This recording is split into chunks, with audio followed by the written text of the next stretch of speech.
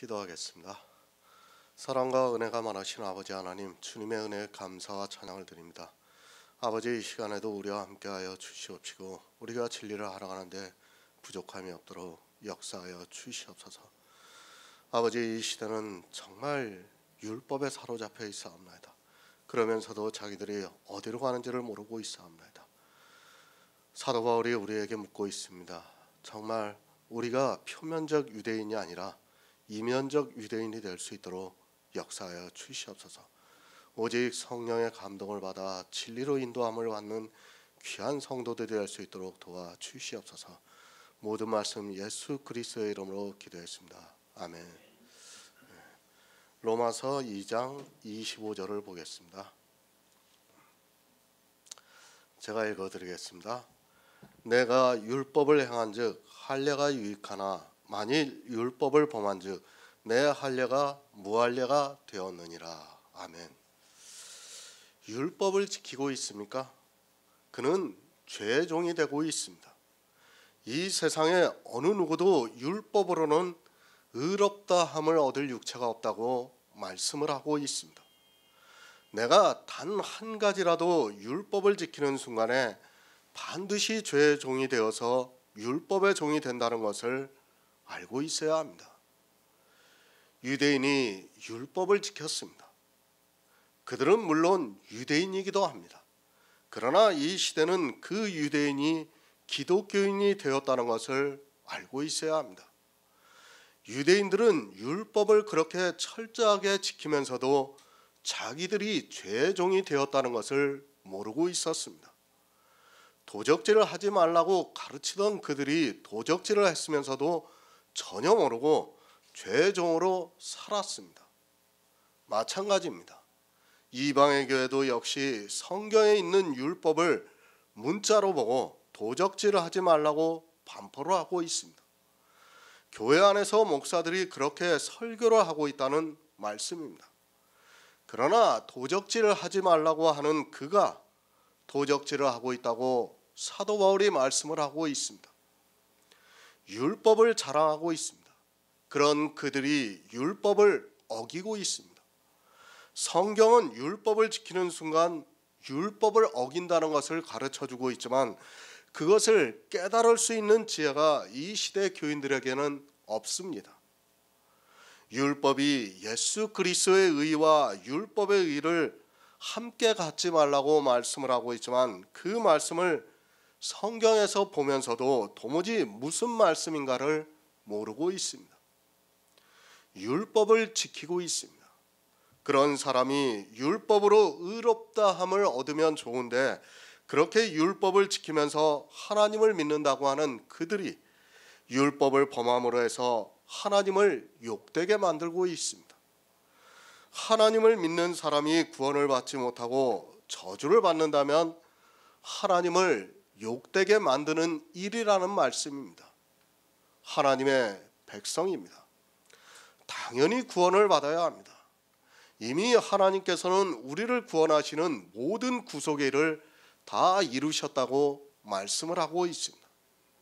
그런데 교회 안에 율법주의자들로 인하여 그들이 율법을 범함으로 해서 저주를 받게 되어서 하나님의 이름을 욕되게 하고 있습니다. 고아와 과부와 나그네라도 받을 수 있는 구원을 율법을 범함으로 해서 받지 못하고 있습니다. 누가 그렇게 하고 있습니까? 교회 안에 있는 유대인이라고 하는 사람입니다. 이 시대 역시 교회 안에서 율법을 지키고 있는 행위는 자기들이 유대인이라고 주장하는 것과 마찬가지라는 것을 알고 있어야 합니다. 율법을 지키고 있는 것이 무엇이라는 것조차 모르고 있습니다. 사도 바울이 말씀합니다. 우리는 본래 유대인이요 이방 죄인이 아니라고 말씀을 하고 있습니다. 그런데 이 시대 이방 죄인들이 유대인이 되어가고 있습니다. 기독교인들은 사실 이방인이라고 하기보다는 유대인이라고 하는 것이 더 맞습니다. 그들은 실제 이스라엘을 자기들의 형제와 같이 생각하고 있습니다. 이스라엘은 전혀 그렇게 생각하지도 않는데 혼자서 짝사랑을 하고 있습니다. 왜 그렇습니까? 유대인이 되고 싶기 때문입니다. 자기들도 하나님을 믿는다고 하면서 유대인과 같이 율법을 지키면서 유대인이 되고 싶어서 이스라엘을 짝사랑하고 있는 것을 볼 수 있습니다. 유대인이 될 수 없고 또 유대인이 되어서는 안 되는 이방 죄인이 유대인을 동경하고 있습니다. 사실 그렇게 유대인이 되고자 하는 사람은 예수 그리스도를 믿는 성도라 할 수 없습니다. 누가 예수 그리스도를 십자가에 못 박았습니까? 물론 로마라는 이방인의 힘을 빌어서 했을지라도 유대인이 그랬다는 것을 성경을 보는 사람은 누구나 알 수 있습니다.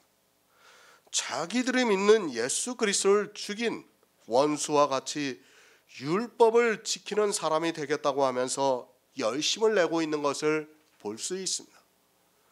유대인이 되지 마시기 바랍니다. 율법을 지키는 종교인이 되지 말라는 말씀입니다.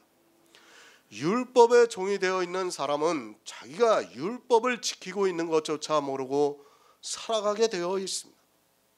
모두가 종이 되어서 저주를 받음으로 해서 하나님의 이름을 욕되게 하고 있고 사단으로부터 하나님의 이름이 모독을 받고 있지만 깨닫지를 못하고 유대인이 되려 하고 있습니다. 바벨론입니다. 그것은 율법을 대표하는 나라입니다. 그리고 사단의 나라이기도 합니다.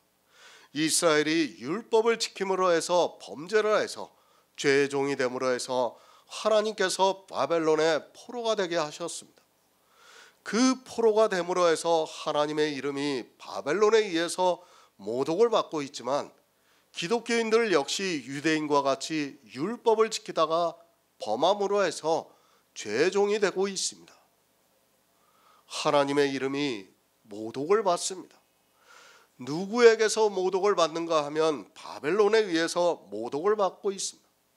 그 바벨론이 요한계시록에서 그대로 나오고 있는 것을 볼 수 있습니다. 이스라엘을 포로로 잡아갔던 바벨론이 실제는 사라졌지만 영으로는 그대로 교회 안에 있다는 것을 알고 있어야 합니다. 율법을 지키면 그렇습니다. 하나님의 이름이 모독을 받게 되어 있습니다. 우리가 죄의 종이 되어서 구원을 받지 못한다면 원수에게서 얼마나 모독을 받겠습니까? 교회 안에 있는 사람들이 왜 예수 그리스도를 믿어야 하는지를 모르고 있습니다.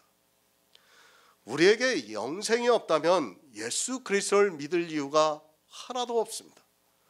천국이 없고 이생뿐이라면 무엇하러 예수 그리스도를 믿겠습니까? 도적질하지 말라는 법을 몰라서 믿습니까? 아니, 간음하지 말라는 법을 몰라서 믿습니까? 예수 그리스도를 안 믿어도 세상 사람도 잘 알고 있다는 것을 알고 있어야 합니다. 하지만 자기들이 율법을 지킨다고 하면서 도리어 율법을 범함으로 해서 죄의 종이 되어서 율법의 포로가 되어서 하나님의 이름이 욕되게 하면서도 깨닫지를 못하고 있습니다. 영생을 얻으시기 바랍니다.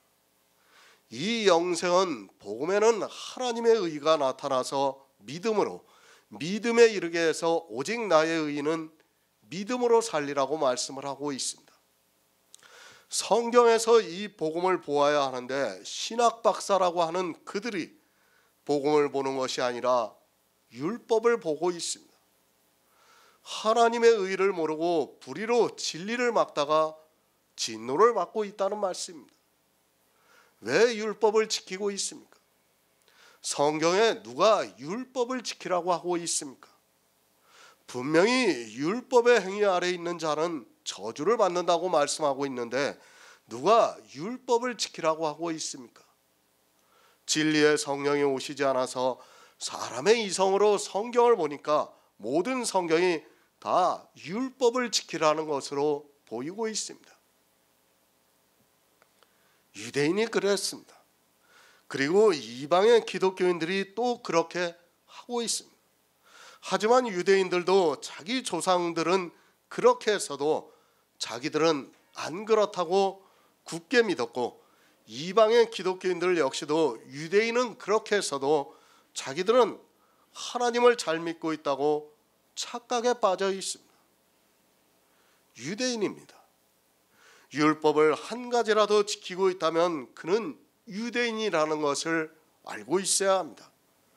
그 유대인들을 어떻게 말씀하고 있습니까?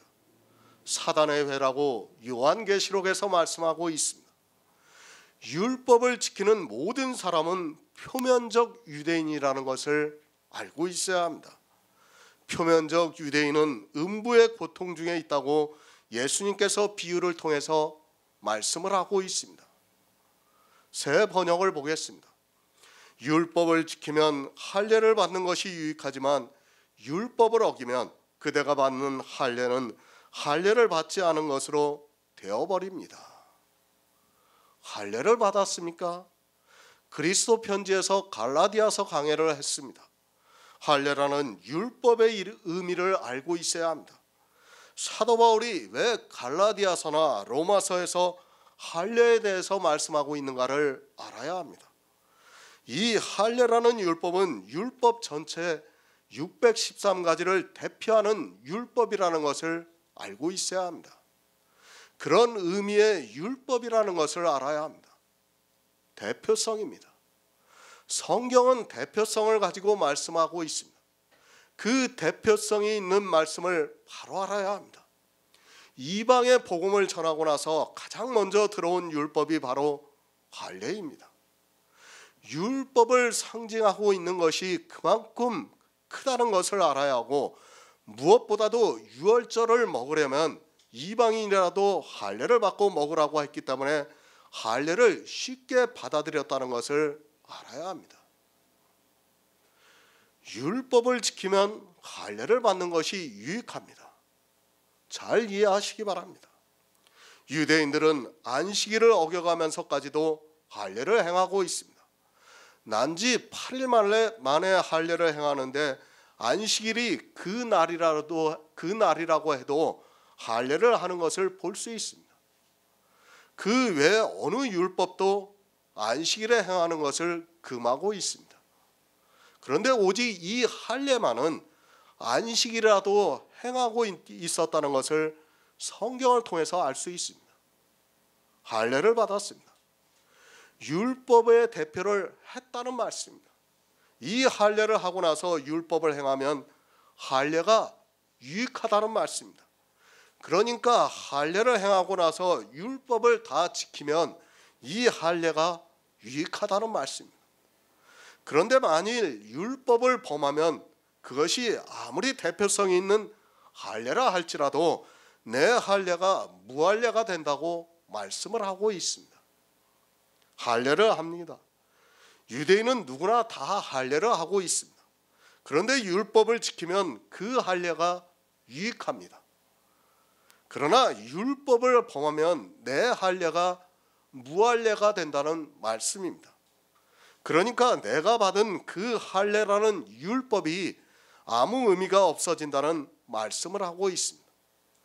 유대인이라는 표징으로 할례를 받았는데 율법을 범하면 할례를 했을지라도 유대인이 될 수 없다는 말씀입니다.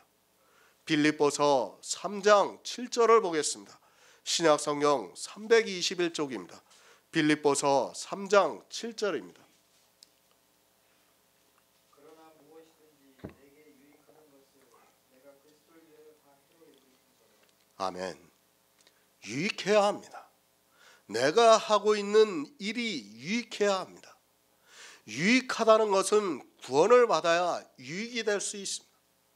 이 세상에서 조금 더 이익을 얻는 것을 가지고 유익하다는 것이 아니라 구원을 받아야 유익하다는 것을 사도 바울이 말씀하고 있습니다. 사도 바울이 누구입니까? 빌립보서에서 내가 난지 8일 만에 할례를 받고 이스라엘 족속이요 베냐민 지파요 히브리인 중에 히브리인이요 율법으로는 바리새인이라고 말씀을 하고 있습니다. 왜 그 말씀을 하고 있습니까? 자기가 이런 사람이라는 것은 하나님의 백성이었다는 말씀입니다. 남들이 보기에는 구원을 받기에 충분한 유익한 것을 가지고 있었다는 말씀입니다. 그런데 어떻습니까? 바리새인으로 있을 때는 자기가 흠없는 율법의 의를 가져서 유익한 줄 알고 있었습니다. 자기가 태어난 지 8일 만에 할례를 받고 율법의 의로는 흠이 없는 바리새인으로 살았을 때는 그것이 유익하다고 생각을 하고 있었습니다. 그런데 어떻습니까? 자기에게 유익하다고 생각했던 그것을 다 버린다고 말씀을 하고 있습니다. 왜 버립니까? 물론 그리스도를 얻기 위해서 버린다고 하지만 그 이면에는 자기는 유익하다고 알고 있었는데 율법을 알고 나니까 죄인 중에 괴수라는 것을 알고 나서는 그것을 배설물과 같이 여기면서 버리고 그것이 도리어 해가 되고 있다는 것을 알았다는 말씀입니다. 율법의 의로는 흠이 없었습니다. 바리새인으로 살 때는 그렇게 알았습니다. 그렇게 할례를 받고 율법을 지켰을 때는 자기에게 유익이 되었습니다. 그러나 예수 그리스도가 계시가 되고 율법을 알고 나니까 자기가 죄인 중에 괴수가 되었습니다. 자기는 흠없는 율법의 의를 가지고 유익한 줄 알고 있었는데 그래서 율법을 행한 것이 아니라 율법을 범하고 말았다는 말씀입니다. 할례를 받았습니까?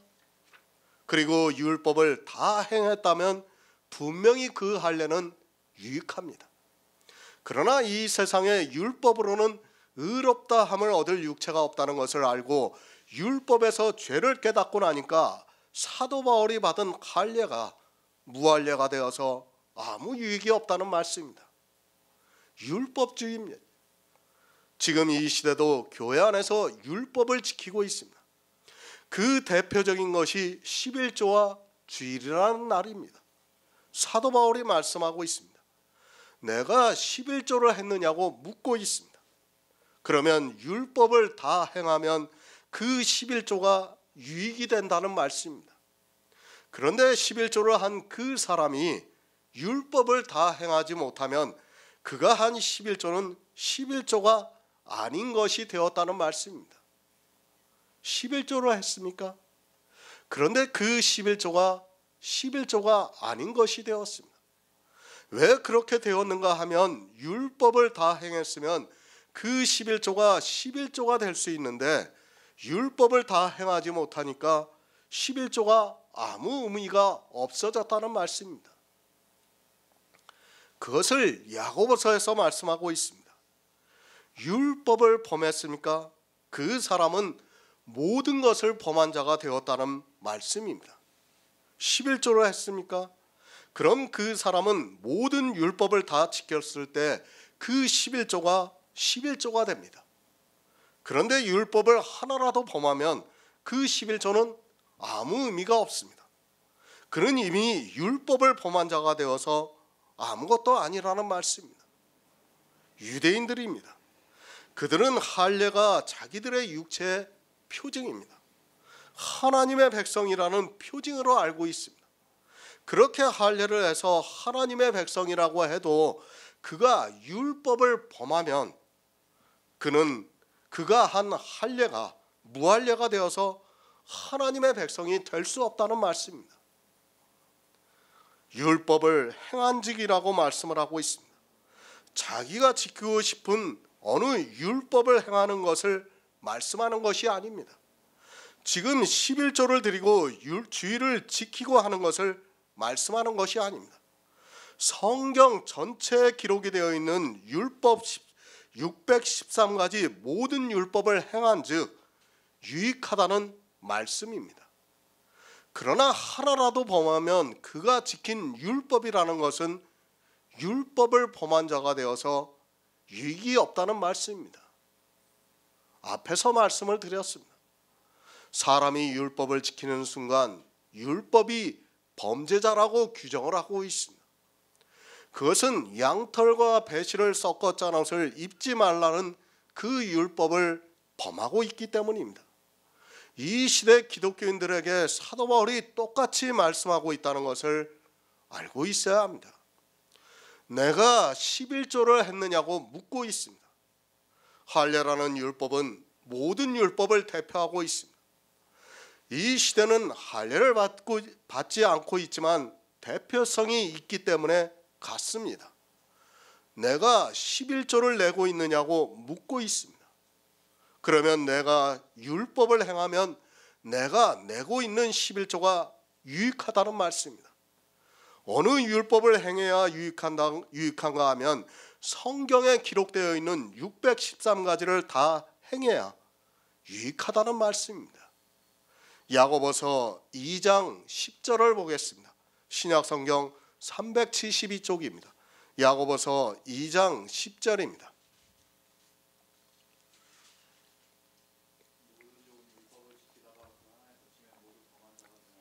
아멘. 기독교인들입니다. 사실 처음에 우리나라에 기독교가 들어올 때만 해도 11조라는 것이 없었다는 것을 알고 있어야 합니다. 그런데 어느 때부터인가 누군가에 의해서 시작이 되었고 그것이 이제는 마치 이스라엘이 할례를 받는 것과 같이 표징으로 변하고 말았습니다. 11조를 내고 있습니까? 사도 바울이 여러분에게 묻고 있습니다. 그러면 율법을 다 행하면 그 11조가 유익하다는 말씀입니다. 그러니까 성경에 기록되어 있는 613가지 모든 율법을 다 행하면 이 시대 기독교인들이 하고 있는 11조가 유익하다는 말씀입니다. 유익하다는 것은 율법을 지킨 그것으로 구원을 받는다는 말씀입니다. 잘 이해하시기 바랍니다. 이 시대는 너무 감성에 젖어 있습니다. 믿음이라는 것을 모르다 보니까 감성적인 말로 사람들을 미혹하고 있고 거기에 사람들이 아주 쉽게 넘어가고 있는 것을 볼 수 있습니다. 늘 말씀을 드리지만 내 이성이 아니라 성경에서 어떻게 말씀하고 있는가를 알아야 합니다. 내가 하고 있는 내 이성이 도리어 감성을 자극하고 있고 그것이 진리를 가로막고 있다는 것을 알고 있어야 합니다. 11조를 내고 있습니까? 사도 바울이 율법을 다 지키면 내가 하고 있는 11조가 유익하다는 말씀입니다. 그런데 만약 율법을 범하면 내가 하고 있는 11조는 아무것도 아니라고 말씀하고 있습니다. 무할례라는 말씀은 구원을 받을 수 없다는 말씀입니다. 그것을 야고보가 말씀을 하고 있습니다. 율법을 지키고 있습니까? 그러나 그 하나를 거치면 모두를 범한 자라고 말씀을 하고 있습니다. 여러분이 어떤 마음으로 11조를 하고 주의를 지키고 있는가는 중요하지 않습니다. 성경이 율법에 대해서 어떻게 말씀하고 있는가를 알아야 합니다. 사람의 감성을 가지고 이야기하지 마시기 바랍니다. 율법을 지키는 유대인입니다. 이 시대는 기독교인이라고 말할 수 있습니다. 대표적인 율법이 주일이라는 날과 11조입니다. 그렇게 하고 있습니까?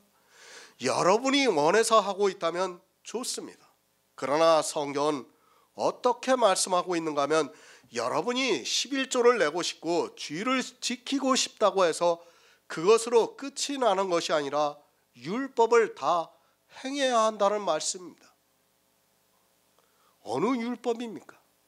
성경에 기록되어 있는 모든 율법을 행하면 여러분이 하고 있는 11조가 그리고 주일이라는 날이 유익이 된다는 말씀입니다. 구원을 받을 수 있다는 말씀입니다. 그러나 만일 율법을 범하면, 그러니까 성경 전체의 율법 중에 어느 하나를 범하면 여러분이 하고 있는 11조와 주일은 아무것도 아닌 것이 되어 유익을 얻지 못하니까 구원을 받을 수 없다는 말씀입니다. 무할례가 되었습니다. 이스라엘 백성이 아니라는 말씀입니다. 다시 말씀드리면 율법을 범한 자가 된다는 말씀입니다. 그가 아무리 할례를 받았어도 만일 율법을 범하게 되면 그가 받은 할례는 무할례가 된다는 말씀이며 그것은 구원을 받을 수 없다는 말씀이기도 합니다. 율법을 지킵니까? 반드시 온 율법을 지켜야 하는 의무가 그에게 있다는 것을 알고 있어야 합니다. 그것을 야고보서, 갈라디아서, 로마서에서 계속해서 말씀하고 있습니다. 내가 지키고 싶다고 해서 할례를 받고, 내가 지키고 싶다고 해서 11조를 내고 주의를 지키고 하는 것이 절대로 아닙니다. 성경은 어느 한 가지를 가지고 율법이라고 하지 않습니다. 온 율법입니다. 도적질을 하지 말라는 것도 율법입니다. 우상을 숭배하지 말라는 것도 율법입니다. 간음하지 말라는 것도 율법입니다. 그리고 부정한 것을 먹지 말라는 것도 율법입니다. 자기들이 지키는 것만 율법이라고 생각하고 있습니다. 얼마나 웃깁니까? 일부 율법을 아주 조금 더 심하게 지키고 있는 교회에서 돼지고기를 안 먹고 있습니다. 그런 그들이 소고기를 먹고 있습니다. 그런데 소고기를 먹을 때 성경에서 말씀하는 것과 같이 도축하고 있느냐는 것입니다. 그가 아무리 소고기를 먹는다고 해도 성경에서 도축한 것과 같은 고기를 먹지 않고 있다면 율법을 범한 자라는 것을 알고 있어야 합니다. 11조를 내고 있습니까? 그들이 성경에 있는 율법대로 11조를 하고 있습니까? 솔직히 이 시대에 성경에 기록되어 있는 문자 그대로 11조를 하고 있는 사람은 아무도 없다는 것을 알고 있어야 합니다. 성경에 어디 소득의 11조가 율법으로 되어 있습니까? 그것은 바리새인들이 만들어 놓은 율법이지 성경에서 말씀하는 11조가 아니라는 것을 알고 있어야 합니다. 어느 율법을 지키더라도 마찬가지입니다. 그가 아무리 성경에서 정당성을 찾아서 이것만은 지켜야 한다고 해도 그 율법을 지키는 순간 그는 율법을 행해야 그가 지키는 율법이 유익하다는 말씀입니다. 그러나 율법을 범하면 그는 마치 이스라엘이 무할례가 된 것과 같이 그는 율법을 범한 자가 되어서 유익을 얻지 못하고 저주를 받는다는 것을 알고 있어야 합니다. 유익해야 합니다. 내 생명에 있어서 유익이 되어야 한다는 말씀입니다. 분명히 율법을 지키는 것은 이 세상에서 유익하게 보입니다. 그러나 성경은 그 율법을 행한 것으로 끝을 내는 것이 아니라 율법책에 기록되어 있는 모든 율법을 다 행했느냐고 묻고 있다는 것을 알고 있어야 합니다. 그것을 행하지 못한다면 그는 유익을 얻지 못하고 도리어 불행한 자가 되고 만다는 것을 알아야 합니다. 로마서 2장 26절을 보겠습니다. 신약성경 242쪽입니다. 로마서 2장 26절입니다. 그런즉 무할례자가 율법을 제대로 지키면 그 무할례를 할례와 같이 여길 것이 아니냐. 아멘. 새 번역을 보겠습니다. 그러므로 할례를 받지 않은 사람이 율법의 규정을 지키면 그 사람은 할례를 받지 않았더라도 할례를 받은 것으로 여겨질 것이 아니겠습니까? 유대인은 할례를 받았습니다. 그러나 그 할례가 무할례가 되었다는 것을 사도 바울이 말씀하고 있습니다.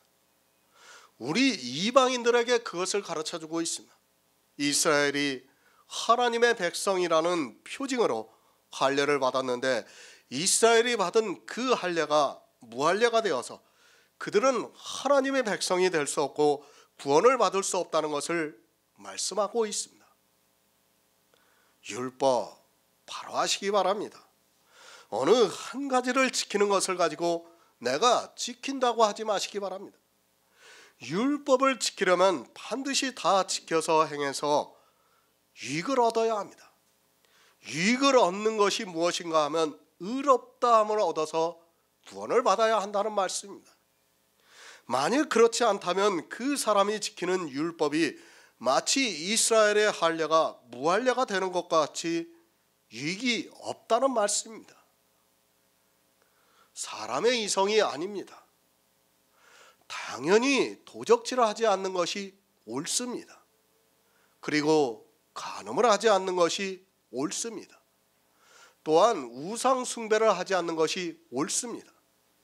그러나 그렇게 반포하는 그들이 다 그렇게 하고 있다는 것을 알게 하기 위해서 우리에게 율법을 주셨다는 것을 알아야 한다는 것을 이제 사도 바울이 로마서 3장에서 말씀을 하고 있습니다. 반문합니다. 사도 바울이 다시 묻고 있습니다. 그런즉 무할례자가 율법의 제도를 지키면 그 무할례가 할례와 같이 여길 것이 아니냐고 묻고 있습니다. 그러니까 이방인이 율법의 모든 제도를 다 지키면 이제 유대인과 같이 여길 것이 아니냐고 묻고 있습니다. 그런즉 앞에서 말씀한 것이 무엇입니까? 할례를 받았냐고 묻고 있습니다. 그러면 율법을 행해야 유익이 있다는 말씀이며, 만약 율법을 범하면 그가 받은 할례가 무할례가 되어서 유익을 얻지 못한다는 말씀입니다.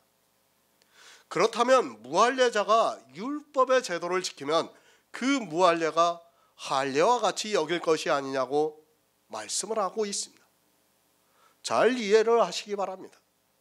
할례를 받은 사람이 율법을 범하면 무할례가 됩니다. 그러면 무할례가 율법의 제도를 지키면 그 무할례가 할례와 같이 여길 것이 아니냐고 묻고 있습니다. 지금 여기서 말씀을 하고 있는 할례라는 의미를 알고 이 말씀을 이해를 해야 합니다. 창세기에서 하나님께서 무엇이라고 말씀하고 있고 할례를 행했는가를 알아야 할 필요성이 있습니다. 창세기 17장 7에서 11절을 보겠습니다. 구약성경 20쪽입니다. 창세기 11장 7에서 11절입니다.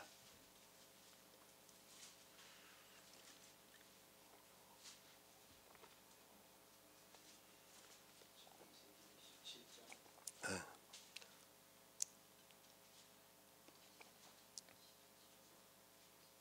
7에서 11절이요.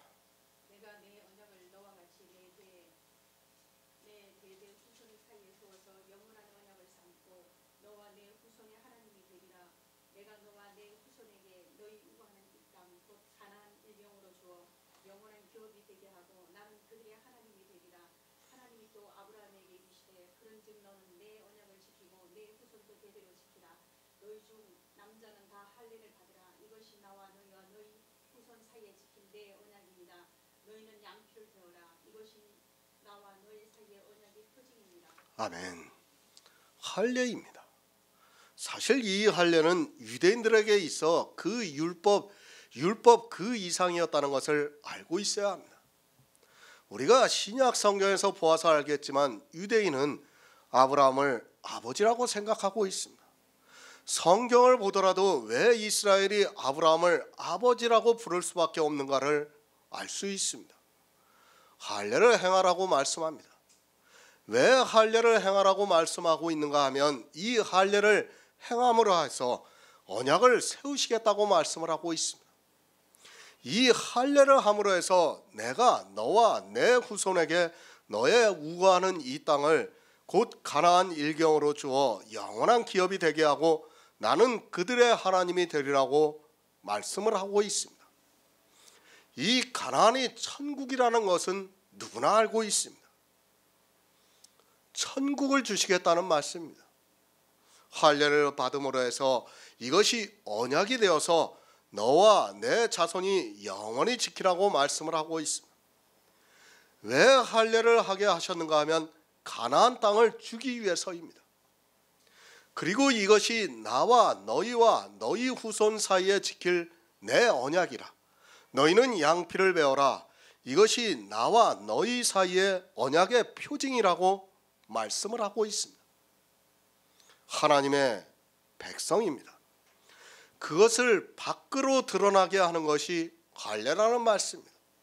그러니까 이스라엘은 이 할례를 함으로 해서 자기들이 하나님의 백성이 되어서 이 가나안 땅을 기업으로 살게 하셨다는 말씀입니다.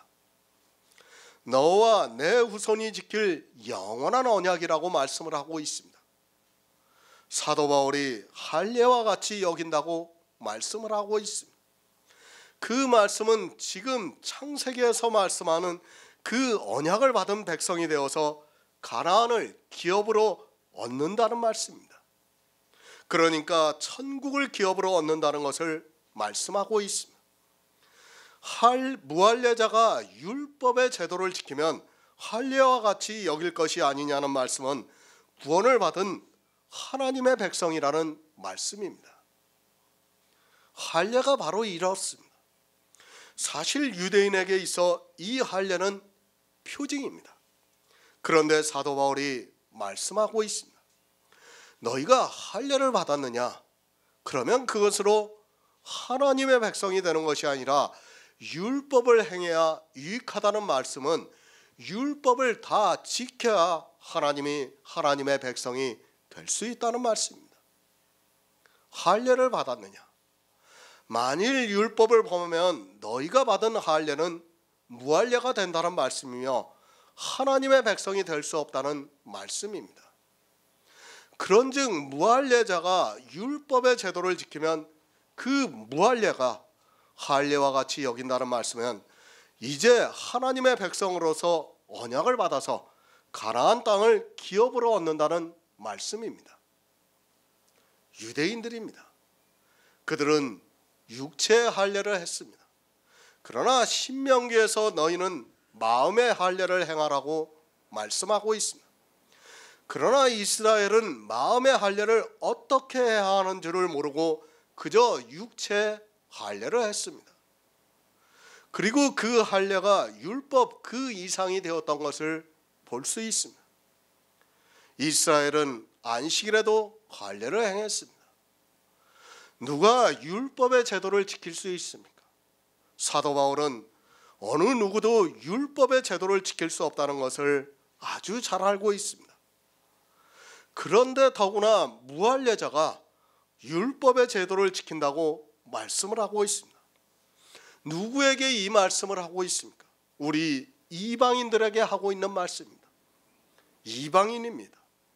율법의 제도를 지키면 할례를 받지 않았지만 할례를 받은 것과 같이 여길 것이 아니냐고 말씀을 하고 있습니다. 이방인이지만 율법의 제도를 지키면 할례를 받은 아브라함의 자손과 같이 이 땅 곧 가나안 일경으로 주어 영원한 기업이 되게 하고 나는 그들의 하나님이 되리라고 말씀을 하고 있습니다. 그러니까 천국을 기업으로 얻을 수 있다는 말씀입니다. 그러니까 할례를 받은 유대인들이 율법을 범하여 무할례가 된 것과 같이 우리 이방인이라도 율법의 제도를 지키면 할례를 받은 아브라함의 자손이 되어서 가나안 일경을 기업으로 얻을 수 있는 할례자가 된다는 말씀입니다. 그것을 어떻게 합니까? 무할례자인 우리가 진짜 율법의 제도를 지켜서 한다는 말씀입니까? 야고보서 2장 5절을 보겠습니다. 신약성경 372쪽입니다. 야고보서 2장 5절입니다.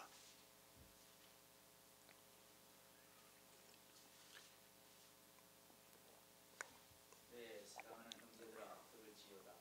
하나님이 세상에 대하여는 가난한 자를 택하사 이변에 부유하게 하시고 또 자기를 사랑하는 자들에게 약속하신 나라를 유업으로 받게 아니하셨느냐. 아멘. 어떻게 율법의 제도를 지킵니까? 무할례자인 우리 이방인들이 어떻게 해서 할례와 같이 되어서 가나안 일경을 기업으로 얻을 수 있습니까?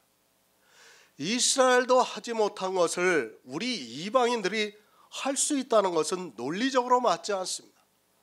이 세상에서는 어느 누구도 율법의 제도를 지킬 사람이 없습니다. 무슨 말씀입니까?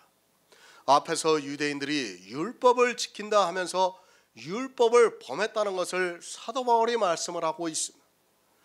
그리고 유대인들이 그렇게 율법을 범함으로 해서 하나님의 이름이 모독을 받는다고 말씀을 하고 있습니다. 그리고 사도 바울은 말씀을 시작하고 있습니다. 앞의 말씀을 미루어서 짐작으로 말씀을 하고 있다는 말씀입니다. 할 수 없습니다. 그런즉 이방인인 무할례자가 율법의 제도를 지키면이라고 말씀을 하고 있습니다. 어느 누구도 지킬 수 없지만 무할례자가 율법을 지킬 수 있다는 말씀을 하고 있습니다. 실제 지킨다는 것이 아니라 앞에서 말씀한 것을 설명을 하고 있습니다. 그러면서 우리 이방인이 어떻게 율법을 지킬 수 있는가를 말씀을 하고 있습니다. 어떻게 율법의 제도를 지킵니까? 우리 이방인은 율법으로는 가난한 자입니다. 아니, 이 세상 모든 사람은 다 율법의 의로는 가난한 자입니다. 그러나 우리를 하나님께서 택하셔서 믿음으로 부요하게 하고 있습니다. 그러니까 우리가 율법의 제도를 지킬 수 있는 방법이 무엇인가 하면 율법의 행위로가 아니라 예수 그리스도를 믿음으로 지킬 수 있다는 말씀입니다. 무할례자입니다. 우리는 유대인이 아니라는 것을 바로 알고 있어야 합니다. 그런데 이 시대는 자기들이 유대인이 된 것으로 착각하고 있는 사람들이 많이 있습니다. 비록 세상에 대해서 가난한 우리 성도들이지만 주님께서 우리를 부요하게 해주시고 있고 자기를 사랑하는 자들에게 약속하신 나라를 유업으로 받게 하고 있다는 말씀입니다. 어떻게 율법의 제도를 지킵니까? 오직 예수 그리스도를 믿음으로 율법의 제도를 지켰다는 말씀입니다. 비록 할례를 받지 않은 이방인이지만 그렇게 율법을 지키면 무할례를 할례와 같이 여길 것이 아니냐고 말씀을 하고 있습니다. 그러니까 창세기에서 아브라함에게 언약을 하신 대로 가나안 일경의 땅을 기업으로 주어 영원히 거하게 하시겠다는 말씀입니다. 할례입니다.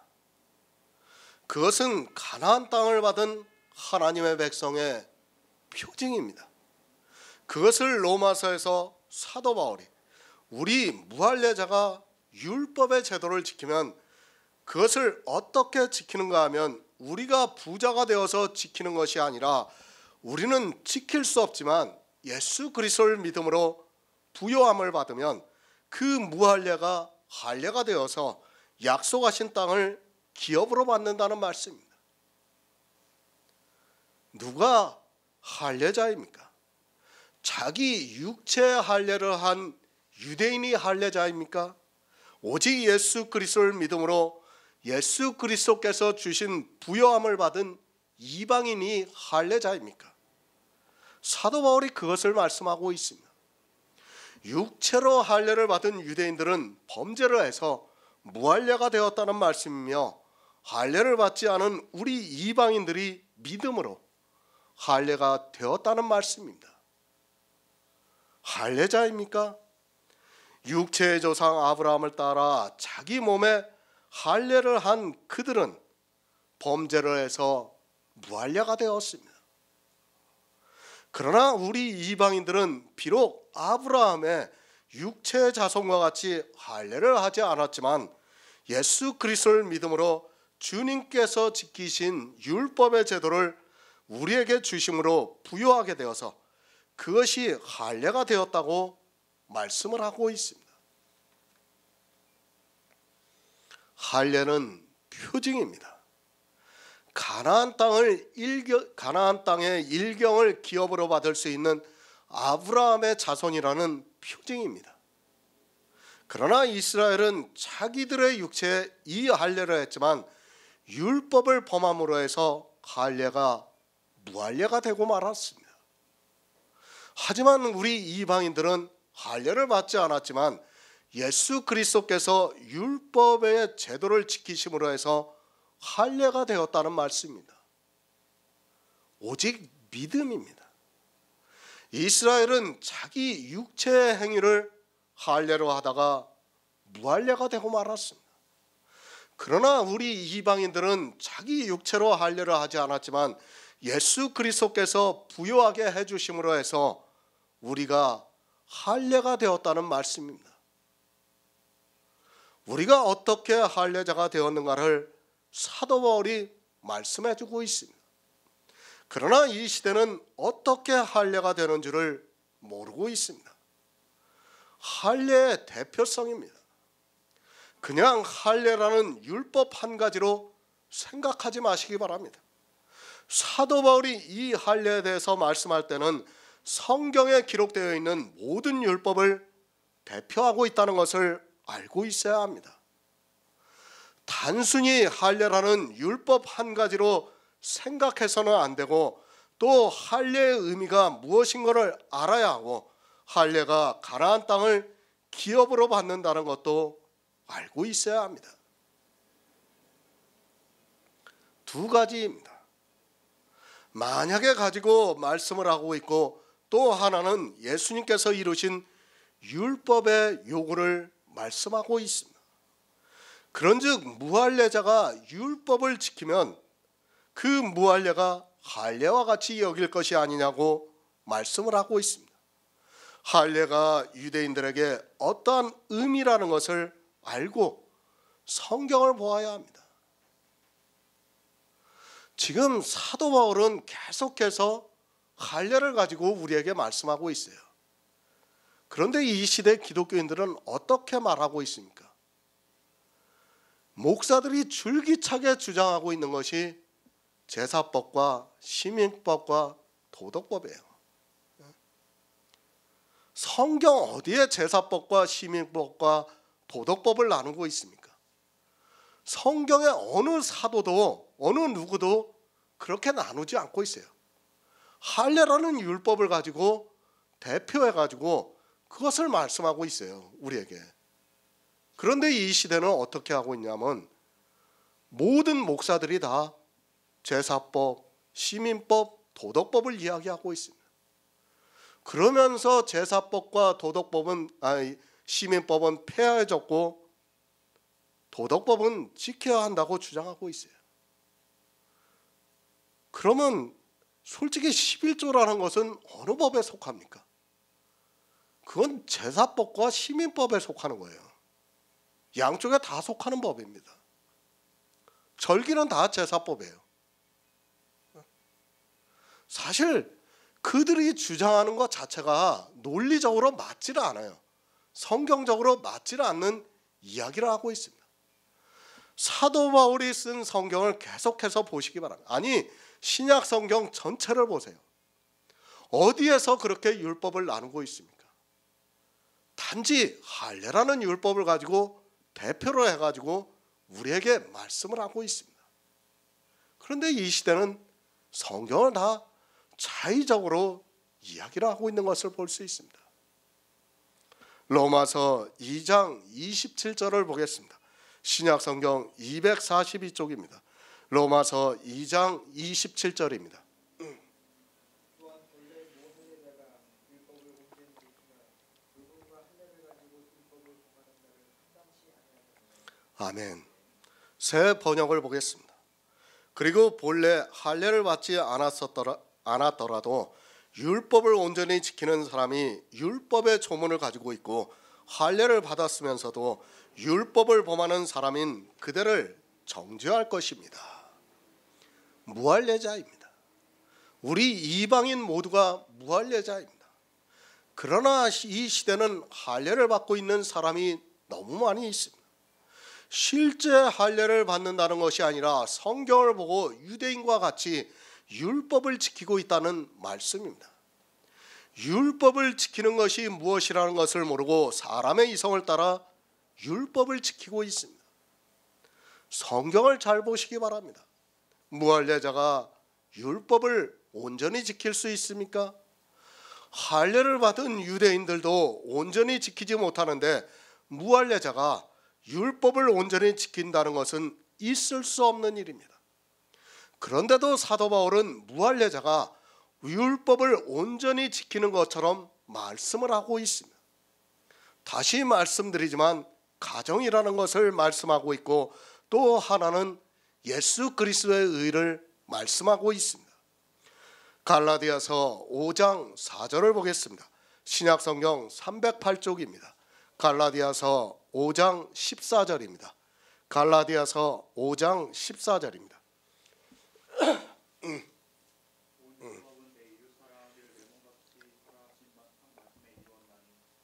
아멘. 할례를 한 유대인입니다. 그들은 문자 그대로의 율법을 지키려고 노력을 했습니다. 그리고 스스로가 흠없는 율법의 의를 가졌다고 했지만 실제 그들은 율법을 지키는 그 자체로 율법을 범한 자가 되었다는 것을 말씀을 하고 있습니다. 그런데 무할례자인 이방인들이 어떻게 율법을 온전히 지켰는가 하면 내 이웃 사랑하기를 내 몸과 같이 하여 다 이루었다고 말씀을 하고 있습니다. 성경을 바로 알아야 합니다. 이 세상에서 무엇을 잘하는 것은 종교입니다. 늘 말씀드리지만 우리는 욕과 같이 산다 해도 구원을 받을 수 없습니다. 아니, 율법을 온전히 이룰 수 없다는 것을 알고 있어야 합니다. 율법을 이루었다는 것은 구원을 받았다는 뜻과 같습니다. 율법을 이루었습니까? 율법을 온전히 지켰습니까? 먼저 내 몸을 사랑해야 합니다. 내 몸을 사랑하지 않는 사람은 율법을 이룰 수 없습니다. 내 몸을 사랑하라는 말씀은 내가 구원을 받아야 한다는 말씀입니다. 내가 구원을 받지 못하면 그는 자기 몸을 사랑하지 않는 사람입니다. 그렇지 않습니까? 내 이웃을 내 몸과 같이 사랑하라는 말씀을 잘 이해하시기 바랍니다. 내 이웃을 사랑하는 것이 먼저가 아니라 내 몸을 사랑하는 것이 우선이 되어야 한다는 것을 알고 있어야 합니다. 온 율법을 이루는 것이 무엇인가 하면 내 몸을 사랑해야 한다는 말씀입니다. 자기 몸도 사랑하지 않고 있는 사람이 무슨 이웃을 사랑하겠습니까? 기독교는 사랑의 종교입니다. 그들 말대로 사랑의 종교입니다. 그러나 한 가지 중요한 것을 간과하고 있습니다. 사랑의 종교는 맞은데 자기 몸을 사랑하지 않고 있습니다. 이웃을 사랑하려고 하는 육체 행위는 잘하고 있지만 자기 몸을 사랑하지 않고 있다는 것을 알고 있어야 합니다. 먼저 율법을 온전히 지키시기 바랍니다. 이 세상에서는 율법으로는 의롭다함을 받을 육체가 없습니다. 어느 누구도 없습니다. 그러나 우리가 율법을 온전히 지킬 수 있는 방법을 하나님께서 주셨습니다. 그것은 내가 유대인과 같이 할례를 받아서 온 율법을 지키는 것이 아니라 주님께서 이 세상에 오셔서 완전케 하신 율법으로 내가 부요한 자가 되었다는 말씀입니다. 영생입니다. 율법을 온전히 지킨 사람만이 영생을 얻을 수 있습니다. 그것을 사도 바울이 갈라디아에서 온 율법은 내 이웃 사랑하기를 내 몸과 같이 하라 하신 한 말씀에 이루었다고 말씀을 하고 있습니다. 그러니까 먼저 자기 몸을 사랑해서 예수 그리스도를 믿었다는 말씀입니다. 우리는 무할례자입니다. 그러나 갈라디아서의 말씀과 같이 온 율법은 내 이웃 사랑하기를 내 몸과 같이 하라 하신 한 말씀으로 이루었습니다. 비록 무할례자라서 율법과는 아무 상관이 없을지라도 율법을 온전히 지킴으로 해서 영생을 얻었습니다. 그렇게 율법을 지켰을지라도 할례를 가지고 율법을 범하는 유대인들은, 아니 이 시대 기독교인들을 판단한다고 말씀을 하고 있습니다. 고린도전서 6장 2절을 보겠습니다. 신약성경 268쪽입니다. 고린도전서 6장 2절입니다. 성도가 세상을 판단하는 것을 너희가 알지 못하느냐. 세상도 너희에게 판단을 받겠거든 지극히 작은 일 판단하기를 감당치 못하느냐. 아멘. 영의 일입니다. 우리는 성경을 정말 주의 깊게 보아야 합니다. 그저 문자에 기록이 되어 있는 대로 성경을 보다가는 유대인들과 같이 된다는 것을 알고 있어야 합니다. 사도 바울이 로마서에서 무할례자가 율법을 온전히 지키면 의문과 할례를 가지고 율법을 범하는 너를 판단치 아니하겠느냐고 말씀을 하고 있습니다. 누가 율법을 범합니까? 이 세상 모든 사람은 다 율법을 범합니다. 그러나 유대인들은 의문과 할례를 가지고 범하고 있다는 말씀입니다. 무슨 말씀인가 하면 의문에 쓴 계명을 그들은 지킨다고 지켰습니다. 그러나 실상은 유대인들은 율법을 다 범했다는 것을 모르고 있었습니다. 살인하지 말라는 율법이 있습니다. 우리는 본래 무할례자이지만 율법을 온전히 지켰습니다. 그런데 유대인들도 살인하지 말라는 율법을 지켰습니다. 문자적으로 그렇게 지켰을지라도 그들은 그 율법으로 인하여 살인한 자가 되었다는 것을 미리 말씀을 드렸습니다. 살인한 것으로 판단한다는 것이 아니라 그들이 영혼을 살인한 율법을 범한 것에 대해서 판단을 한다는 말씀입니다. 성도는 세상을 판단을 합니다. 그들이 육체적으로 살인을 하고 도적질을 하고 우상을 숭배하는 일을 가지고 판단한다는 것이 아닙니다. 만약에 그것으로 판단을 한다면 성도들 역시도 어느 누구도 자유로울 수 없고 판단할 수 없다는 것을 알고 있어야 합니다. 우리 역시 그런 율법을 범한 자인데 어떻게 똑같이 율법을 범한 사람을 판단할 수 있겠습니까? 성도는 율법을 지키고 있습니다. 어떻게 지키고 있습니까? 유대인들이 지키고 있는 율법을 지키고 있는 것이 아니라 율법을 지키지 않는 것이 율법을 지키는 일입니다. 사실 이 문제를 깨닫는다는 것은 성령이 오시지 않고는 안 되는 일입니다. 어떻게 유대인들이 지키는 율법을 지키지 않는 것이 율법을 지키는 일이 됩니까? 그러나 성도는 행함이 있는 믿음을 알기에 믿어지는 역사가 있습니다. 판단합니다. 바로 그것으로 판단을 한다는 말씀입니다.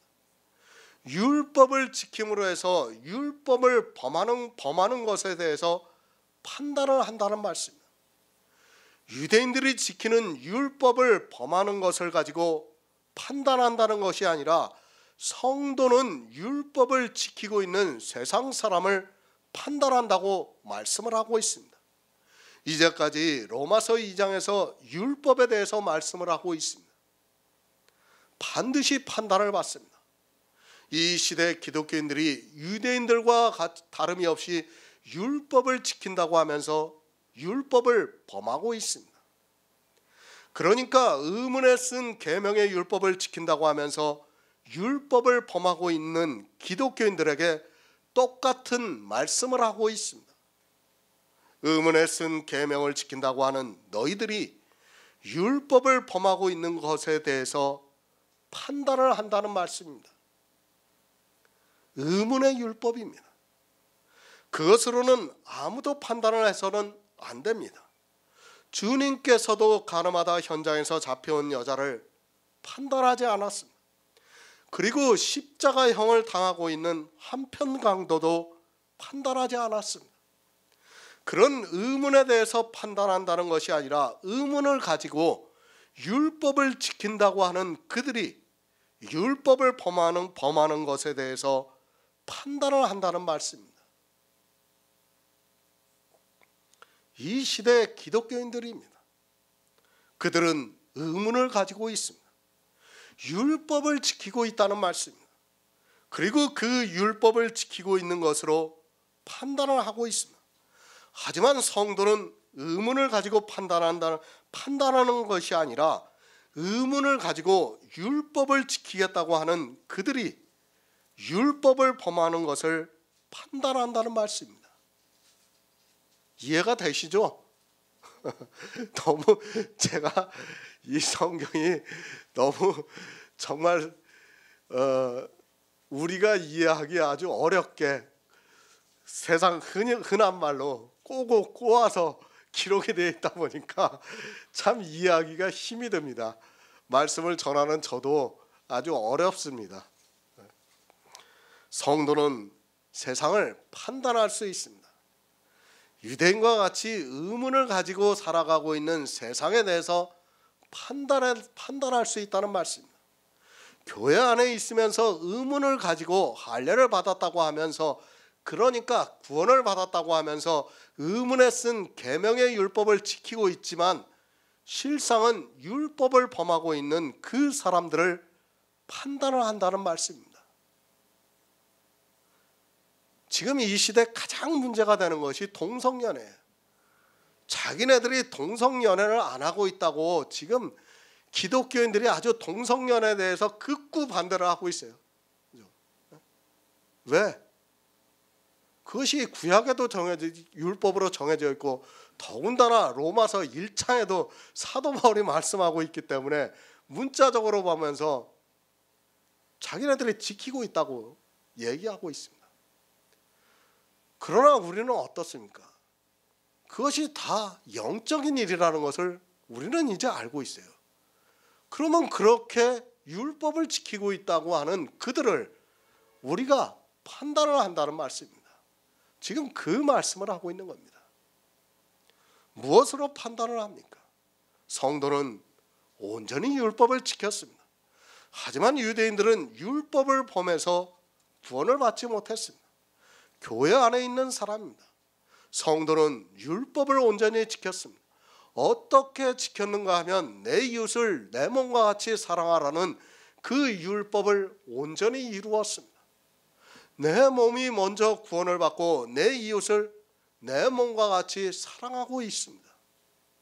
그러나 어떻습니까? 유대인들이 어떻게 했다는 것을 잘 알고 있습니다. 그들은 자기 몸도 사랑하지 않고 또 이웃의 몸도 사랑하지 않았습니다. 의문과 할례를 가지고 가졌다는 말씀은 율법을 지키면서 가나안 땅을 기업으로 받은 것과 같이 천국을 선물로 받았다고 하는 사람이라는 말씀입니다. 그러니까 자기들이 그렇게 주장을 하고 있습니다. 기독교인입니다. 율법을 안 지키는 기독교인이 없습니다. 장로교, 감리교 등 정통 교단도 다 지키고 있습니다. 그리고 이단이라고 하는 구원파라든지 다락방이라든지 지방교회라든지 그런 모든 교회가 다 율법을 지키고 있습니다. 그들은 사도 바울이 로마서에서 말씀을 하는 유대인들과 같이 의문과 할례를 가지고 있다는 말씀입니다. 율법을 지킵니다. 그리고 구원을 받았다고 하면서 자기들이 천국에 들어간다고 이야기를 하고 있습니다. 교회 안에서 다 그렇게 신앙생활을 하고 있습니다. 그런 사람을 유대인이라고 비유를 하면서 율법을 온전히 지키는 성도들이 그들을 판단한다는 말씀을 하고 있습니다. 바로 아시기 바랍니다. 의문을 가지고 있다는 말씀은 율법을 지키고 있다는 말씀입니다. 그러니까 이 시대 11조를 내고 있고 주일이라는 날을 지키고 하는 것은 다 의문을 가지고 있는 사람입니다. 그러면서 할례를 가지고 있습니다. 창세기에서 아브라함에게 언약을 하시면서 가나안 일경으로 기업을 주시겠다고 말씀을 하셨습니다. 그것은 천국을 주시겠다는 말씀입니다. 그렇게 교회 안에서 유대인과 같이 의문과 할례를 가지고 있는 사람들을 성도가 판단을 한다는 말씀입니다. 그렇죠. 우리는 판단을 할 수 있어요. 그들을. 그죠? 예전에는 우리가 몰라서 그들과 같이 살았지만 이제는 그들이 율법을 지키면 우리가 율법에 대해서 알고 있기 때문에 그들이 지키고 있는 율법을 판단할 수 있다는 말씀입니다. 지금 사도 바울이 그 말씀을 하는 겁니다. 세상입니다. 교회도 세상이라는 것을 알고 있어야 합니다. 성도는 세상에 사는 자가 아닙니다. 영의 성도는 세상에 사는 것과 같이 살아가지 않고 있습니다. 그러나 의문과 할례를 가지고 있는 사람은 세상을 사는 것과 같이 살아가고 있다는 말씀입니다. 사도 바울이 율법주의에 대해서 이렇게까지 말씀하고 있지만 전혀 두려워하는 마음이 없습니다. 로마서 2장 28절을 보겠습니다. 신약성경 242쪽입니다. 로마서 2장 28절입니다. 대저 표면적 유대인이 유대인이 아니요 표면적 신의 할례가 아니라. 아멘. 새 번역을 보겠습니다. 겉모양이라고 유대 사람이라고 해서 유대 사람이 아니요 겉모양으로 살까되 할례를 받았다고 해서 할례가 아닙니다. 이스라엘입니다. 그들은 자기들이 유대인이라는 자부심을 가지고 살았습니다. 하나님께서 자기 조상들을 택하셔서 하나님을 믿는 백성으로 삼았습니다. 사도 바울이 말씀을 하고 있습니다. 표면적 유대인이 아니라고 말씀을 하고 있습니다. 누가복음 23장 37절을 보겠습니다. 신약성경 138쪽입니다. 누가복음 23장 37쪽입니다. 37절입니다.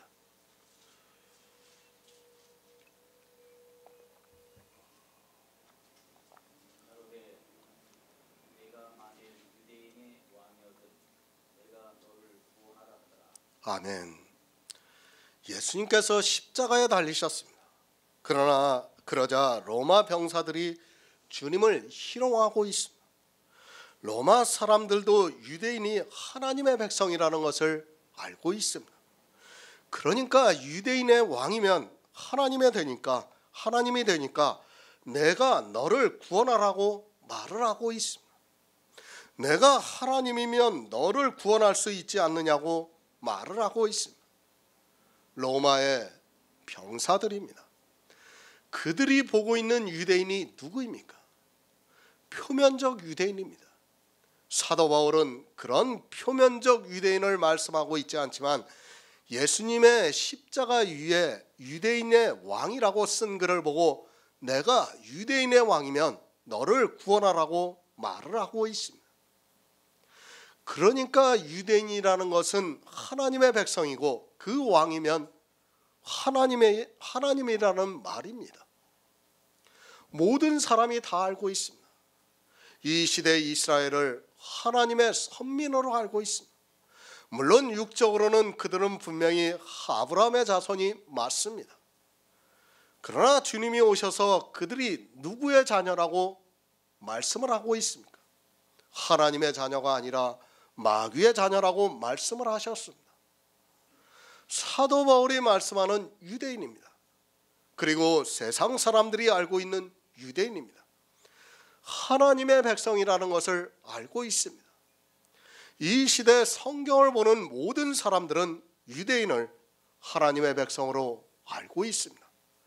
그러나 그런 표면적 유대인이 아니라고 말씀을 하고 있습니다. 하나님의 백성입니다. 그러니까 구원을 받은 사람이라는 말씀입니다. 사도 바울이 로마서를 통해서 단호하게 말씀을 하고 있습니다. 이렇게 성경에 기록되어 있는 의문을 가지고 할례를 행한 사람이 유대인이 아니라는 말씀입니다. 그러니까 구원을 받은 사람이 아니라는 말씀입니다. 이 시대도 마찬가지입니다. 누가 구원을 받는가를 알고 있어야 합니다. 표면적 유대인입니다. 그들이 어떻게 했습니까? 의문과 할례를 가지고 있다고 말씀을 하고 있습니다. 이 시대 역시 의문과 할례를 가지고 있는 사람은 하나님의 백성이 될 수 없다는 것을 말씀하고 있지만 유대인들과 마찬가지로 율법을 지키고 있는 것을 볼 수 있습니다. 율법 표면적으로 나타나고 있습니다. 의문과 할례는 표면적으로 나타나고 있고 그런 것을 행하고 있는 사람은 유대인이 아니라고 말씀을 하고 있습니다. 하지만 이 시대 기독교인들이 그런 의문과 할례를 가지고 있으면서도 자기들이 구원을 받는 성도라고 말을 하고 있습니다. 요한복음 4장 22절을 보겠습니다. 신약성경 148쪽입니다. 요한복음 4장 22절입니다. 너희는 알지 못하는 것을 예배하고 우리는 아는 것을 예배하노니 이는 구원이 유대인에게서 나옵니다. 아멘. 사마리아 여인과 예수님의 대화입니다. 주님께서 예배에 대해서 말씀을 하고 있습니다. 사마리아 여인에게 너희는 알지 못하는 것을 예배하고 우리는 아는 것을 예배한다고 말씀을 하시면서 구원은 유대인에게서 난다고 말씀을 하고 있습니다. 표면적 유대인이 아닙니다. 사마리아 여인에게 유대 사람을 말씀하는 것이 아닙니다. 예배를 하는 자가 유대인이라는 말씀입니다. 아는 것을 예배하는 자가 유대인이라는 말씀입니다. 이스라엘은 아는 것을 예배하지 못했습니다. 우리가 잘 알고 있듯이 사도행전에서 에티오피아의 여왕 간다게의 내시가 예배하러 예루살렘에 왔습니다. 그러나 그는 하나님을 믿는다고 하는 중심의 도시 예루살렘에 왔지만 예배하는 자를 찾지 못하고 돌아가고 있었습니다. 이스라엘입니다. 당시 예루살렘에 있던 이스라엘입니다. 그들은 표면적 유대인이었습니다. 분명히 혈통으로는 아브라함의 자손이고 이스라엘의 각 지파에 속해 있었습니다.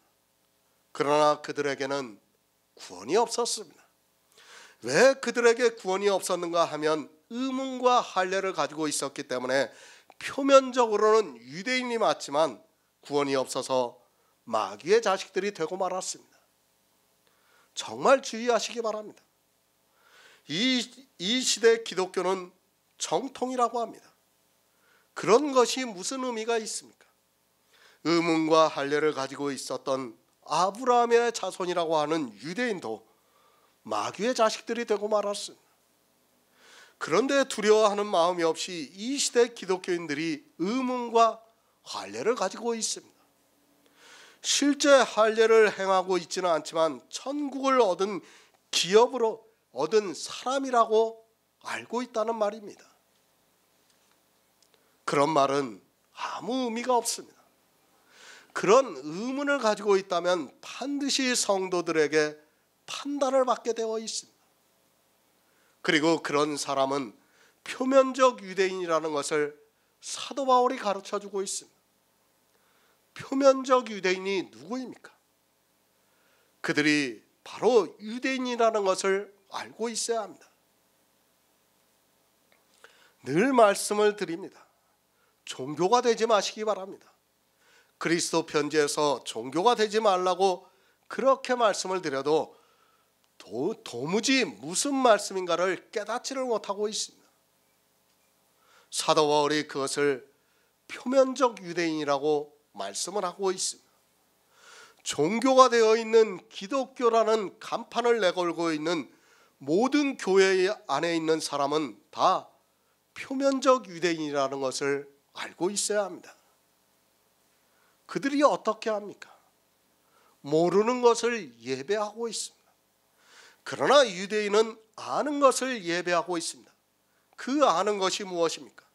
로마서에서 사도 바울이 복음에 대해서 말씀을 하고 있습니다. 하나님이 선지자들로 말미암아 그의 아들에 관하여 성경에 미리 약속하신 것이라고 말씀을 하고 있습니다. 이 복음을 아는 것이 예배입니다. 이 시대의 유대인들입니다. 반드시 구원이 그들에게 선합니다. 아는 것을 예배하고 있지만 지금 기독교는 아는 것을 예배하는 것이 아니라 의문과 할례를 가지고 있습니다. 그들이 말로는 예수 그리스도를 믿는다고 하고 있지만 실상은 의문과 할례를 가지고 살아가고 있는 유대인과 다르지 않다는 것을 알고 있어야 합니다. 그런 표면적 유대인이 유대인이 아니라고 말씀을 하고 있습니다. 표면이 무엇입니까? 사전에서 외부, 외양을 말하고 있습니다. 그러니까 의문에 쓴 계명은 다 외부로 나타나고 있습니다. 지금 이 시대 기독교인들이 하고 있는 11조라는 것이 나타나고 있고 주일이라는 날이 나타나고 있습니다. 그런 표면적 유대인은 유대인이 아닙니다. 유대인이 누구입니까? 반드시 구원을 받은 사람만이 유대인이라고 할 수 있습니다. 그러나 의문에 속해 있는 사람은 사도 바울이 갈라디아에서 저주를 받는다고 말씀을 하고 있습니다. 사도 바울이 말씀하는 유대인이 누군가 하면 주님께서 말씀하는 유대인입니다. 그러나 사람들은 아는 것을 예배하는 유대인이 되기보다는 표면적 유대인이 되려고 의문을 지키고 있습니다. 육신의 할례가 아닙니다. 유대인들이 가나안에 살았습니다.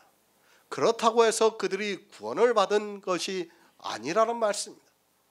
그 땅을 영원히 갖지 못합니다. 물론 세상에서는 지금 이스라엘이 살고 있는 땅을 영원히 가질 수 있는 것처럼 보일지 몰라도 하나님께서는 지금 있는 가나안 땅을 말씀하고 있는 것이 아니라 천국을 말씀하고 있습니다. 천국에 갑니까? 교회 안에서 이 시대 기독교인들이 의문을 가지고 있으면서 자기들이 하나님을 믿는 백성으로 천국에 들어간다고 말을 하고 있습니다. 그렇게 표면적으로 아무리 말해보아야 소용이 없다는 말씀입니다. 그런 할례는 할례가 아니라고 말씀을 하고 있습니다. 육신의 구원입니까? 그리고 육신이 교회 안에 있습니까? 그것은 아무 의미가 없습니다. 이 시대를 살아가고 있는 기독교인들에게 사도 바울이 분명하게 말씀을 하고 있습니다. 육신의 할례가 아니라고 말씀하고 있지만 이 할례가 무엇인가도 모르고 그저 자기들의 생각을 가지고 성경을 보고 있습니다. 다시 말씀을 드리지만 이 성경을 누가 보고 있습니까? 로마에 있는 성도들에게 보낸 서신입니다. 이 시대 교회 안에 있는 사람들이 보고 있는 성경입니다. 그들에게 말씀을 하고 있습니다. 육신의 할례가 아니라고 말씀하고 있지만 할례의 의미를 모르고 있습니다. 의문을 가지고 있으면서도 자기들이 구원을 받는 성도라고 말을 하고 있습니다.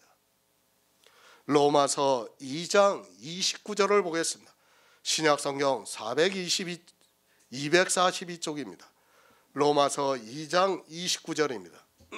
오직 이적 유대인이 유대인이며 할례는 마음에 할지니 신령에 있고 의문에 있지 아니한 것이라. 그 칭찬이 사람에게서 아니요 다만 하나님에게서니라. 아멘. 새 번역을 보겠습니다. 오히려 속사람으로 유대 사람인 이가 유대 사람이며 율법의 조문을 따라서 받는 할례가 아니라 성령으로 마음에 받는 할례가 참 할례입니다. 이런 사람은 사람에서가 아니라 하나님에게서 칭찬을 받습니다. 구원은 유대인에게서 납니다. 사도 바울이 지금 그 말씀을 하고 있습니다. 구원이 유대인에게서 나는데 유대인이 누군가를 말씀하고 있습니다. 오직 이면적 유대인이 유대인이며 할례는 마음에 할지니 신령에 있고 의문에 있지 아니한 것이라. 그 칭찬이 사람에게서가 아니요 다만 하나님에게서라고 말씀을 하고 있습니다. 이면적 유대인입니다. 그가 혈통으로 아브라함의 자손인가 하는 것은 중요하지 않습니다. 또한 그가 이방인인가도 중요하지 않습니다. 이 시대 기독교인인가도 중요하지 않습니다. 그런 것으로 아브라함의 자손이라고 하지도 않고 또 유대인이라고 하지 않는다고 말씀을 하고 있습니다. 내가 누군가는 중요하지 않습니다. 그런데 이 시대는 유대인들보다 더 혈통을 따지고 있습니다. 목사입니다. 정말 이 목사라는 것도 버려야 한다고 생각하고 있습니다. 이 목사가 문제가 많습니다. 그 사람이 전하는 말을 듣는 것이 아니라 먼저 어느 신학교를 나오고 또 어느 총회에 속해 있고 어느 노예에 속해 있는가를 이야기를 하고 있습니다.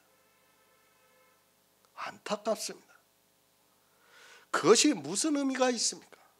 사실 목사라고 하는 것 역시도 표면적이라는 것을 알고 있어야 합니다. 물론 주님이 오셔서 사도들을 세우시고 또 사도들이 장로들을 안수했습니다. 그 장로를 목사라고 생각하기 때문에 그런 호칭은 별로 문제가 되지 않는다고 생각하고 있습니다. 그러나 표면이 무엇이고 이면이 무엇인가를 모르고 있습니다. 겉으로 나타나는 것은 표면입니다. 그리고 겉으로 나타나지 않는 것을 이면이라고 합니다. 사전만 찾아봐도 표면이 무엇이고 이면이 무엇인가를 쉽게 알 수 있는데도 자기가 표면적 유대인인지 이면적 유대인인지도 모르고 살아가고 있습니다. 사도 바울이 말씀을 하고 있습니다. 지금 이방인이냐 유대인이냐를 말씀하고 있습니까? 그것이 아니라 교회 안에서 표면적 유대인인 사람이 있고 이면적 유대인인 사람이 있다는 말씀입니다. 그가 이방인이냐 유대인이냐를 떠나 어떻게 하고 있는 사람이 표면적 유대인이고 어떻게 하는 사람이 이면적 유대인인가를 말씀을 하고 있습니다. 율법을 온전히 지켰습니다. 이 사람을 이면적 유대인이라고 말씀을 하고 있습니다. 의문을 가지고 있습니다. 이 사람을 표면적 유대인이라고 말씀을 하고 있습니다. 누가 예수님께서 말씀하신 구원이 유대인에게서 난다는 유대인인가 하면 율법을 온전히 지킨 그 사람이 이면적 유대인이라는 말씀입니다. 율법을 어떻게 온전히 지키는가 하면 오직 믿음으로 율법을 지켰습니다. 오직 이면적 유대인이 유대인입니다. 겉으로 드러나지 않지만 구원이 있는 성도가 이면적 유대인이라는 말씀입니다. 그러니까 율법을 온전히 지켜서 복음에는 하나님의 의가 나타나서 믿음에 이르게 하나니 오직 나의 의는 믿음으로 살리라는 그 믿음이 있는 성도가 이면적 유대인이라는 말씀입니다. 신명기 10장 16절을 보겠습니다. 구약성경 278쪽입니다. 신명기 10장 16절입니다. 그러므로 너희는 마음에 항해를 행하고 다시는 목을 곧게 하지 말라. 아멘. 로마서 10장 10절을 보겠습니다. 신약성경 253쪽입니다. 로마서 10장 10절입니다.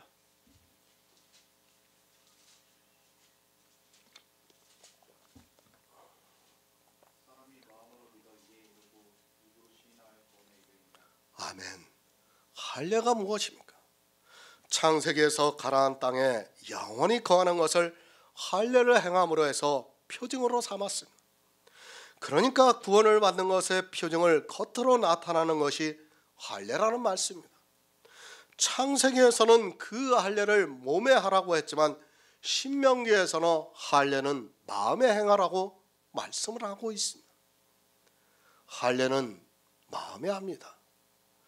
왜 할례는 마음에 행해야 하는가 하면 신령에 있고 의문에 있지 않기 때문입니다. 성도가 구원을 받는 것은 신령에 있고 의문에 있지 않기 때문에 할례는 마음에 하라고 말씀을 하고 있습니다. 마음으로 믿어 의에 이르고 구원을 받습니다. 그 구원이 할례를 몸에 한 이스라엘이 가나안 땅에 거하는 것과 같이 신령에 있는 성도는 천국에 영원히 거한다는 말씀입니다. 신령입니다. 그것은 마음으로 믿는 역사입니다. 성령이 오셔서 내 마음에 역사를 해서 믿어지게 하는 역사입니다. 그것을 신명기에서 할례는 마음에 하라고 말씀을 하고 있고 사도 바울은 할례는 마음에 하라고 말씀을 하고 있습니다. 그리고 마음에 하는 할례는 신령에 있는 것이고 의문에 있는 것이 아니라고 말씀을 하고 있습니다. 성경을 모릅니까? 의문이 무엇입니까? 성경에 기록되어 있는 문자는 의문입니다. 그것을 지식으로 알고 행하는 모든 것이 다 의문입니다. 가나안 땅에 영원히 사는 것과 같이 천국에 영원히 살려면 어떻게 행해야 하는가 하면 성경에 기록되어 있는 의문을 가져서는 안 되고 반드시 성령이 내 안에 오셔서 모든 진리 가운데로 인도를 하셔야 한다는 말씀입니다. 사람들이 오해를 하고 있습니다. 성경 말씀을 보고 마치 그것이 신령한 것으로 생각하고 있습니다. 아닙니다. 절대로 아닙니다. 성경 말씀, 우리가 텍스트로 보고 있는 이 말씀은 전부 다 의문입니다. 그 의문에서 우리가 성령의 감동을 받아서 믿어지는 역사가 있어야 그것이 신령이라는 겁니다. 그것이 바로 마음의 할례를 하는 것이라는 말씀입니다. 할례는 마음에 하라고 말씀합니다. 그것을 어떻게 마음에 하는가 하면 의문으로는 안 되고 성령이 내 안에 오셔서 역사를 해야 한다는 말씀입니다. 마음으로 믿어지는 역사가 있는 것은 성령의 감동이라는 말씀입니다. 사람들이 마음으로 믿는다고 하니까 문자 그대로를 생각하고 있습니다. 자기 마음으로 믿으면 믿는 것으로 생각하고 있습니다. 내가 믿고 싶다고 해서 믿어집니까? 그리고 믿기 싫다고 해서 안 믿어집니까? 마음으로 믿는다고 하는 말씀을 잘 이해하시기 바랍니다. 내 마음이 자의적으로 믿는다는 것이 아닙니다. 사도 바울이 그것을 말씀하기 위해서 할례는 마음에 할지니 신령에 있고 의문에 있지 않다고 말씀을 하고 있습니다. 믿어지는 역사가 성령의 감동이라는 말씀입니다. 그것을 갈라디아에서 어떻게 말씀하고 있습니까? 너희가 성령을 받은 것이 율법의 행위로냐 듣고 믿음으로서냐고 묻고 있습니다. 복음을 들을 때 내 마음에서 믿어지는 역사가 있는 것이 성령이 오셔서 감동을 하고 있기 때문이라는 말씀입니다. 사실 성령이 오시지 않고 어떻게 이 복음이 믿어질 수 있습니까? 의문에 쓴 율법을 지키고 있습니다. 그렇게 하는 유대인들이 율법을 범하고 있습니다. 그리고 율법을 온전히 지킵니다. 의문에 쓴 율법을 하나도 지키지 않는 것을 말씀하고 있습니다. 이것이 어떻게 믿어지겠습니까?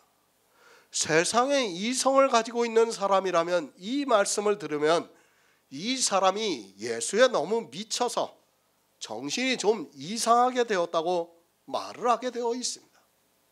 안 그렇습니까? 예수에 미치더니 사람의 이성까지도 버렸다고 할 것이 분명합니다. 어떻게 율법을 안 지키는 것이 온전히 율법을 지키는 것이고 율법을 지키는 것이 율법을 범하는 것이라는 말씀이 믿어지겠습니까? 그러나 성령이 우리 안에 오시면 믿어지는 역사가 있습니다. 할례를 마음에 한 성도는 신령에 있기 때문에 사람의 이성에 반하는 이 말씀이 깨달아지고 믿어지고 있습니다. 고린도후서 10장 18절을 보겠습니다. 신약성경 396쪽입니다. 고린도후서 10장 18절입니다. 옳다 인정함을 받는 자는 자기를 칭찬하는 자가 아니요 오직 주께서 칭찬하시는 자니라. 아멘. 그 칭찬입니다. 어느 칭찬입니까? 할례를 마음에 하는 성도를 칭찬하시고 있습니다. 그런데 마음에 할례를 행하는 성도는 사람에게서 칭찬을 받을 수 없습니다. 사람들이 이런 말씀을 보고 오해를 하고 있습니다. 칭찬이 사람에게서가 아니요 하나님에게서라고 하니까 사람의 칭찬은 아무 소용이 없고 자기가 하나님으로부터 칭찬을 받고 있다고 말을 하고 있습니다. 자기가 어떻게 하나님으로부터 칭찬을 받고 있습니까? 그것이 아닙니다. 마음의 할례를 하고 있습니다. 그 사람이 사람에게서 칭찬을 받을 수 있습니까? 율법을 지키지 않는 것이 율법을 온전히 지키는 것이라고 하면서 그렇게 행하면 사람이 칭찬을 합니까? 사람은 절대로 칭찬을 하지 않고 예수에 미쳐서 단단히 미친 사람이라고 말을 하고 있습니다. 당연히 그렇게 말을 하는 겁니다. 성도입니다. 사람에게서 칭찬을 받을 수 없습니다. 누가 사람에게서 칭찬을 받습니까? 의문에 쓴 계명을 잘 지키는 사람이 사람에게서 칭찬을 받습니다. 물론 성도가 복음을 전해서 구원을 받는 사람이 많이 있다면 그에게서 복음을 듣고 구원을 받은 사람들이 칭찬할 수도 있습니다. 그러나 성도는 그 칭찬까지도 버리고 있다는 것을 알고 있어야 합니다. 하나님께로서 칭찬을 받아야 합니다. 어떻게 해야 합니까? 할례를 마음에 하고 신령에 있어야 하나님으로부터 칭찬을 받는다고 말씀을 하고 있습니다. 그리고 율법을 온전히 지키는 성도라야 하나님으로부터 칭찬을 받는다는 말씀입니다. 이 세상에서 모든 사람이 의인이라고 하고 성자라고 할지라도 그가 구원을 받지 못한다면 그는 칭찬을 받을 수 없다는 것을 알고 있어야 합니다. 이면적 유대인이 되시기 바랍니다. 지금 이 시대 기독교는 다 표면적 유대인이 되어 있습니다. 그가 표면적 유대인인가 이면적 유대인인가를 알 수 있는 가장 기초가 의문을 가지고 있는가를 보면 알 수 있습니다. 의문을 가지고 있으면서도 교회 안에서 예수 그리스도를 믿는다고 하면서 자기가 마음으로 믿어서 천국에 들어간다고 하는 사람은 다 표면적 유대인입니다. 그런 표면적 유대인은 율법을 지킨 우리 무할례자에게 판단을 받는다고 말씀을 하고 있습니다. 하나님께 칭찬을 받는 자라야 합니다. 그는 먼저 율법을 온전히 지킨 성도입니다. 그리고 마음의 할례를 행했습니다. 그것을 로마서 10장에서 사람이 마음으로 믿어 의에 이른다고 말씀을 하고 있습니다. 그런 성도는 사람에게서 칭찬을 받을 수 없습니다. 그러나 성령의 감동을 받고 있는 성도는 오직 나의 의는 믿음으로 살리라는 그 말씀대로 구원을 받아 하나님으로부터 칭찬을 받고 영원한 가나안 땅을 기업으로 받는다고 말씀을 하고 있습니다.